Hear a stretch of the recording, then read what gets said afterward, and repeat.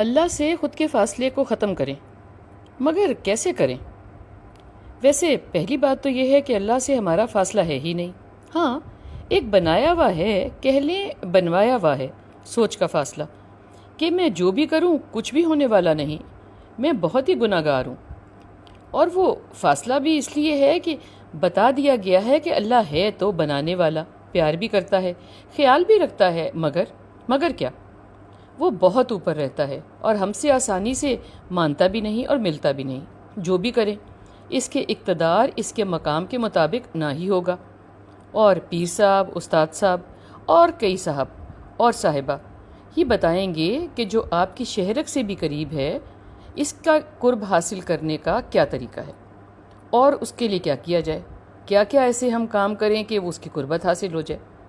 اس سوچ کی بھی بھلا کوئی تک بنتی ہے؟ بھلا آپ خود ہی بتائیں۔ عقل بند کوئی یہ تو سوچے کہ خالق اور مخلوق کا مقام جتنا الگ ہے، اس کا کام اور پہنچ بھی اتنی ہی الگ ہوگی، تو فکر کیسی ہے؟ خود سے کوتاہی نہ کریں اور بس خود کی طرف سے گڑ پورا ڈالیں، آگے اس کی مرضی میٹھا کرے نہ کرے۔ میں اس کو خود کی پوری محبت دوں، پوری اس نیت سے کہ حاضری قبول ہو جائے ویسے ہی جیسے وہ چاہتا ہے، آمین۔ بس اس کے علاوہ اور کچھ نہیں۔ دیکھیں، فاصلہ ختم، دوستی شروع۔ جب دوستی ہو تو انسان ویسے بن کے دوست کے پاس جانا چاہتا ہے کہ جیسے دوست کو بھا جائے۔ دنیا کے دوستوں کے پاس تو نقلی دل اور نقلی چہرہ، بس اصلی بناوٹ لے کے بھی جاؤ تو اکثر مرتبہ اس کو معلوم ہی نہیں پڑتا اور دوستی چلتی رہتی ہے۔